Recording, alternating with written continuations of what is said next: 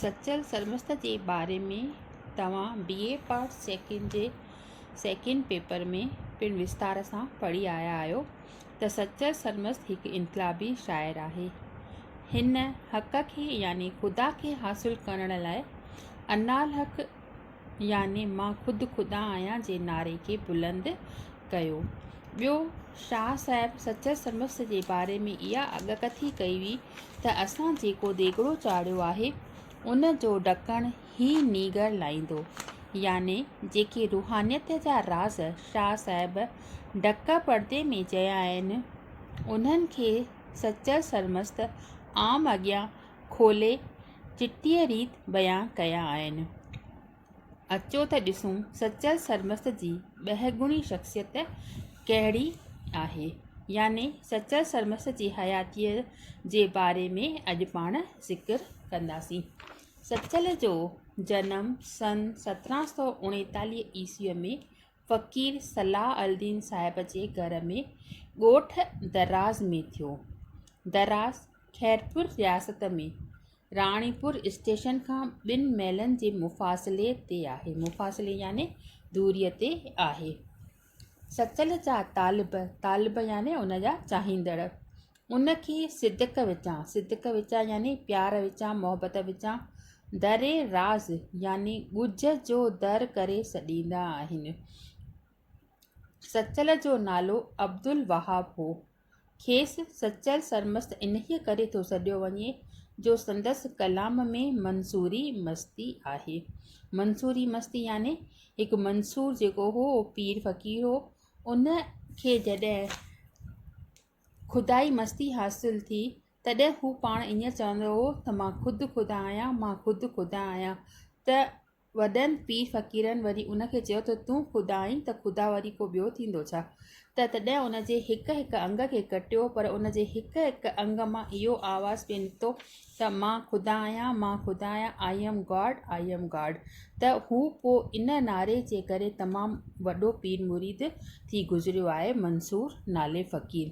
सचल जो ॾाॾो फ़क़ीर साहिब ॾिनो हिकु कामिल दरवेश हो ऐं मोरागी जे लक़ब सां मशहूरु आहे। चवनि था त हिन साहिब खे याने हिन जे सचल जे ॾाॾे खे रूहानी फैज़ याने फ़ाइदो बीबी रबिया वसीअ खां हासिल थियो। हू साहित्य पीर फ़क़ीर साहिब जे मुलाज़मत में हो, पर पोइ दुनिया फ़ना करे दुनिया खां पासो करे वञी हिकु ख़बर जे हेठां हक़ जी ख़िज़मत में परमात्मा जी शेवा में वेठो। खेसि 2 फ़र्ज़ंद हुआ। फ़र्ज़ंद याने 2 पुट, औलाद 2 हुआ, जिन मां वॾो हो फ़क़ीर मियां सलाह अल-दीन सचल जो वालिद याने उनजो पिता, ऐं नंढो मियां अब्दुल हक़ जंहिंखे सचल पंहिंजो मुर्शद कयो। सचल अञा ॿार ई हो, माना तमामु नंढो हो त संदसि वालिद गुज़ारे वियो। हू पंहिंजे चाचे फ़क़ीर अब्दालक जे हिफ़ाज़त हेठि रहियो ऐं खेसि मुर्शद करे बि वरितई। मुर्शद याने गुरू, माना तव्हां सम्झो त मतिलबु संदसि जेको चाचो अब्दालक हो उहो उनजो चाचो बि हो ऐं मुर्शद बि हो। सचल सरमस्त उनजो गुरू करे मञियो आहे।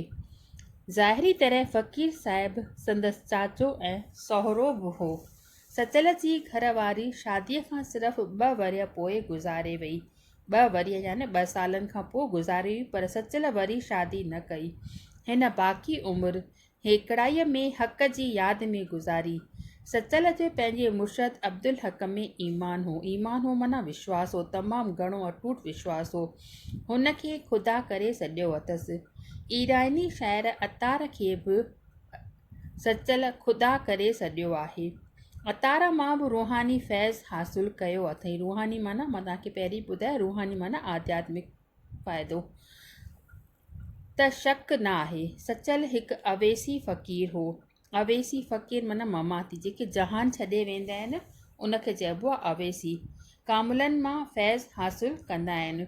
उन्हनि खे ज़िंदह मुर्शद वठण जी हरूभरू ज़रूरत न पवंदी आहे। माना अवेसी फ़क़ीर माना जेके जहान मां छॾे वियल कामिल दरवेश आहिनि उन्हनि मां ज्ञान हासिल करणु।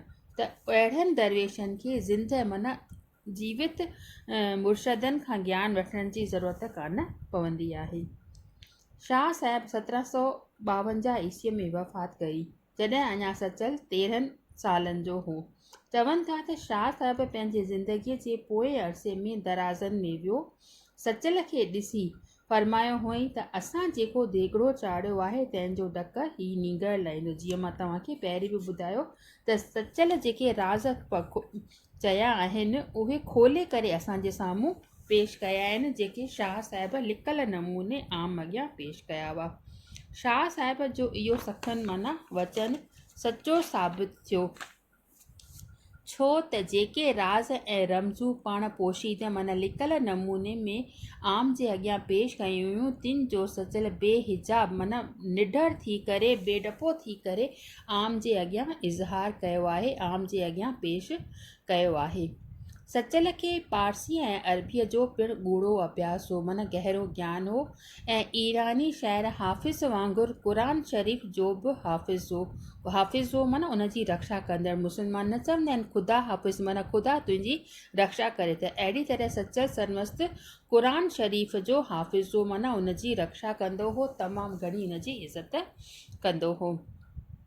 सचल शाह वांगुरु समाओ ते आशिक़ हो, समाओ माना राग ते आशिक़ हो। चवनि था त जॾहिं सारंगीअ ऐं तबले ते हथु लॻंदो हो तॾहिं हू बेख़ुदि थी वेंदो हो, बेख़ुदि माना पंहिंजे हस्तीअ खे विञाए वेंदो हो, ऐं अखियुनि में बेअख्तियार तमामु घणो आब याने आंसू जारी थी वेंदा हुअसि। न सिर्फ़ु एतिरो पर मथे जा वार बि उभा थी बीहंदा हुअसि। इन ई हालत में संदसि ज़बान मां शाइर पालोट करे माना जीअं न बरसाति जो पाणी छमछम करे वहंदो आहे, अहिड़ीअ तरह उन जे ज़बान मां पिणु शाइर पालोट करे बरसाति जे पाणीअ वांगुरु टप टप टप टप करे निकिरंदो हो, जो फ़क़ीर ऐं मुंशी लिखंदा वेंदा हुआ। संदसि कलाम सिंधी, उर्दू, सराय ऐं पारसीअ में पिणु लिखियलु आहे। सचल नेक्स्ट जेका हिन जी विशेषता आहे उहा आहे त सचल सरमस्त एकांत पसंदि हो ऐं कॾहिं बि दराज़नि खां ॿाहिरि न निकितो। संदसि खाधो तोड़े पोशाक सादे नमूने जा हुआ। चवनि था त दाल ऐं ॾुध सां ख़ासि उल्फत हुअसि, प्यार हुअसि। सुम्हंदो बि हिकु संदल ते हो। हू साहिबु निहायत परहेज़गार ऐं हलीम हो, हलीम माना तमामु निबड़त पसंदि हो। सचल सरमस्त विचोले कद जो हो, वार डिघा ऐं अखियूं जहिड़ियूं हुअसि, अखियूं मिर्ग जहिड़ियूं हुअसि। संदसि चहिरे में हमेशह उदासाई निमाया हूंदी हुई। सुहारीअ जा वार निहायत नरम ऐं लहरेदार हुअसि। चवनि था त संदसि असा यानी लठ, तंबूरो ऐं बैरागण अॼु ॾींहं ताईं मौजूदु आहिनि। सचल 1829 ईस्वीअ में 90 वरनि जी ॼमार में हिन फ़ानी दुनिया मां लाॾाणो कयो। वफ़ात खां 3 ॾींहं अॻु पंहिंजे हजरे में वञी खिलवत में वेठो माना परमात्मा जी भक्तीअ में वेठो ऐं निकिरण पिहण बंदि करे छॾियईं। नेठि रमज़ान शरीफ़ जे 14 तारीख़ वञी हक़ सां हिकु थियो। दराज़ल में सचल साहिब जो आलिशान मक़बरो आहे, जिते हर साल संदसि यादि में इज़त ऐं मेलो लॻंदो आहे। दरअसल उहो मक़बरो ख़ैरपुर रियासत में वालीअ मीर रुस्तम खां ठहिरायो हो, जंहिं ते पोइ सखी क़बूल मोहम्मद साहिब ऐं संदसि तालिबनि निहायत सुहिणी नीलंकू काशीअ जो कमु कयो, माना तमामु बारीक बीनीअ सां उन ते चित्रकारी कई वई। सचल जे मुख्य तालिबनि में यूसुफ, याकूब, फ़क़ीर कादिर बख़्श, शादी खां शाहिद ऐं मीर अली खां टालपुर अची था वञनि। सचल पंहिंजी अमानत यूसुफ खे अता कई हुई। बेदल फ़क़ीर सचल ते हिकु सुहिणो गज़ल चयो आहे, जंहिंजो मतिलबु माना पहिरियों बैत हीअं आहे त इश्क जो यारो दराज़नि में अजब इसरार हो, मस्त सालिक सो सचू आरिफ उते इज़हार हो। यानी इश्क जो जेको आहे दराज़नि में मेलो मतो पियो हो।